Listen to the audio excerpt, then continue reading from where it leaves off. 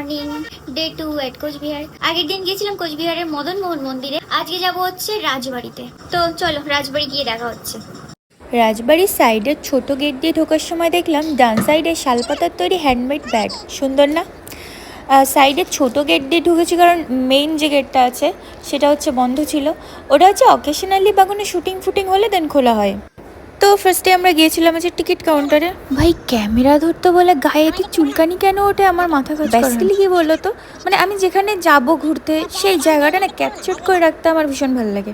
Because কী বলো তো, gallery থেকে ডিলিট হতে পারে, পার ফেসবুক সোশ্যাল মিডিয়া তুমি পোস্ট করলে ইউটিউবে, সেখান থেকে কিন্তু কোনো দিন ডিলিট হয় না বা হারানোর কোনো চান্স। সকাল 10টায় হচ্ছে প্রাসাদের গেট খোলা হয়, আর আমরা হচ্ছে জাস্ট 10টায় এসেছিলাম, এই জন্য অনেকটা ফাঁকাই ছিল।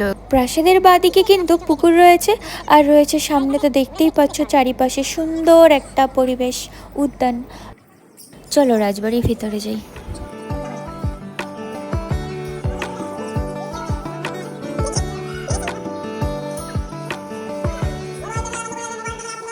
এই ছবিগুলো হচ্ছে সেই সব রাজা রানীদের এবং তাদের বংশধরদের কিছু ছবি, যারা হচ্ছে এই রাজ্য শাসন করত। কোচবিহারের 18তম রাজা ছিলেন হচ্ছে মহারাজ নৃপেন্দ্র নারায়ণ উপমহাদুর, আর ওনার শাসন আমলে কিন্তু এই রাজপ্রাসাদটা আধুনিকভাবে সেজে ওঠে। এই রাজবাড়ির বয়স কিন্তু 160 বছর। রাজবাড়ি মিউজিয়ামে প্রবেশ করতে আমাকে বলা হলো কোনো প্রকারের ভিডিও বা ছবি তোলা নিষেধ। মিউজিয়ামে ঢুকতে দেখতে পাবে একটা এলিফ্যান্ট স্কিল, হাতির মাথা। এটা কিন্তু মহারাজা নৃপেন্দ্র নারায়ণের শাসন আমলকার। শুনেছি এটা মহারাজা নৃপেন্দ্র নারায়ণ স্বীকার করেছিল, আর সেখান থেকে এভাবে মিউজিয়ামে রাখা হয়েছে। রাজবাড়ির দোতলায় রয়েছে বিলিয়ার্ড খেলার বোর্ড আর রাজাদের ব্যবহৃত বিভিন্ন আসবাবপত্র। শাহী শিলমোহর, সোনা ও রূপোর পত্র দিয়ে সজ্জিত রয়েছে একটা কক্ষ। হাতিয়ার কক্ষে আছে কিন্তু তীর, বর্ষা, যুদ্ধের দামামা, ঢোল, মহারাজাদের তলোয়ার। ইনি হচ্ছেন কোচবিহার রাজবাড়ির রাজকুমারী গায়ত্রী দেবী, পরে জয়পুরের মহারাজাকে বিয়ে করে তৃতীয় মহারানী। দোতলায় কিন্তু আর অনেক কক্ষ ছিল। দেবী কক্ষে ছিল 7ম 8ম শতাব্দীর দেবদেবীর অনেক মূর্তি।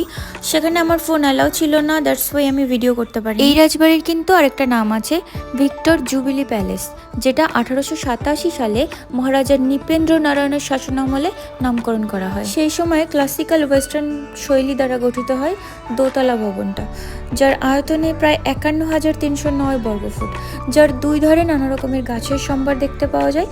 ভিতরে একটা ছোট্ট সুন্দর সুসজ্জিত উদ্যান রয়েছে, আর একটা পুকুর আছে যেখানে মাছ ছাড়াও কচ্ছপ দেখা যায়।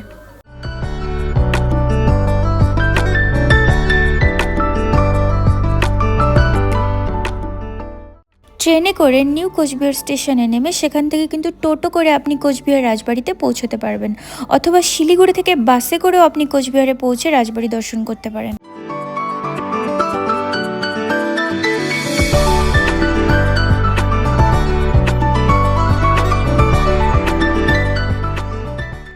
আমরা এখন হোটেল ব্যাক করছি, বিকজ 12টার মধ্যে আমাদের হোটেল ছাড়তে হবে।